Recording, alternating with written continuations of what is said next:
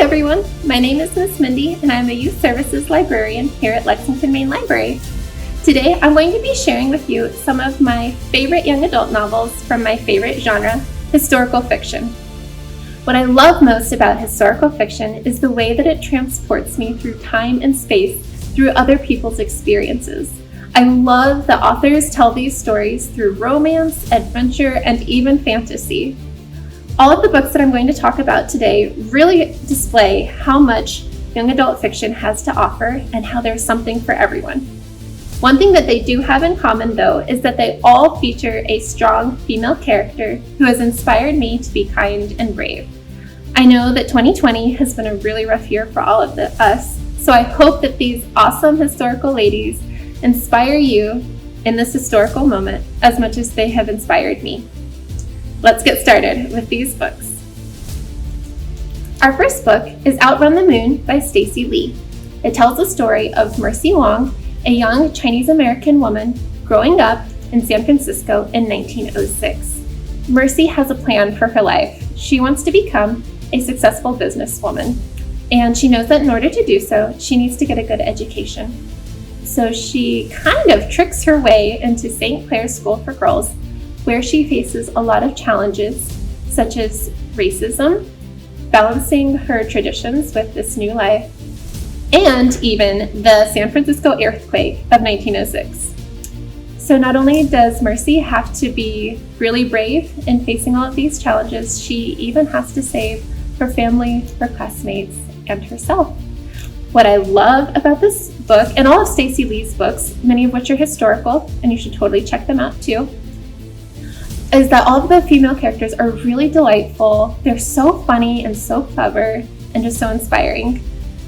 Like I said, Stacey Lee has some other historical books, including The Downstairs Girl and Underneath the Painted Sky, which you should also totally check out.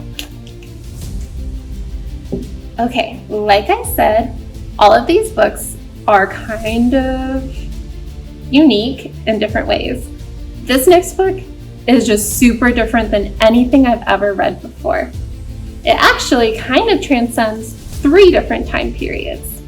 The first one is World War II at a hotel in France. However, you quickly learn that the characters that we're reading about are Aphrodite, Ares, and Hephaestus from Greek mythology. So one of the most famous myths about Aphrodite is being retold, but within this myth, Aphrodite starts telling a story from World War I. She tells the story of Hazel and James, 2 young people who meet right before James is sent off to the front lines. And Aubrey and Colette.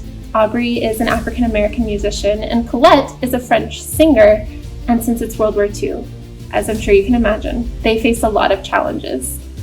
Like I said, this is just one of the most unique books I've ever read. I've never encountered a book that kind of has so many different elements that fits together really seamlessly. Julie Berry also has another book called The Passion of Dulce, which I love. It's set during the Spanish Inquisition, and what I love about it so much is its emphasis on really beautiful female friendships. Okay, so our next book is also kind of different in that it is based on a true story. The Light and Hidden Places by Sharon Cameron is actually one of my favorite books that I've read in 2020, and it tells the story of Stefania, a woman in 1943 Warsaw. Stefania grew up as the foster child of a Jewish family, and when the Nazis invade Warsaw, this family is taken to the Jewish ghetto, and Stefania is left behind. She ends up taking care of her biological younger sister, but eventually one of the sons of the family she grew up in comes to her and asks her to hide their family and other Jews. So Stefania hides them in her attic, but then 2 nurses, Nazi nurses, are sent to live with her. So Stefania has Jews upstairs, Nazis downstairs, and her little sister to protect. Honestly, Stefania is one of the most incredible female characters I've ever read, and knowing that she's based on a real person just makes it even more striking. If you do read this, make sure you read all the way to the end because there's some information about the real Stefania, and it makes her story even more incredible.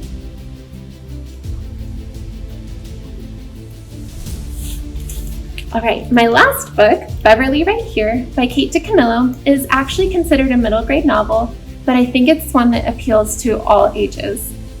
So it tells the story of Beverly, who appeared in Kate DiCamillo's other books, Rainy Nightingale and Louisiana's Way Home. In this book, Ramie's dog has just died, and she feels that there's really nothing keeping her at home, so she runs away. And she goes to Florida, she gets a job, she ends up staying with an elderly woman, and she kind of finds a family. I know that's a very vague description, but really the emphasis of this book is Beverly's growth as a character. I just love her to pieces, and I felt that I learned so much from her and from this story, especially what it means to find home. So that's all of our books for today. Just like there are a lot of different ways to write historical fiction, there are a lot of different ways to be a heroine, just like in real life. We would love to hear from you. Who's your favorite heroine and who inspires you? Let us know in the comments below. Thanks, and we'll see you again soon. Bye!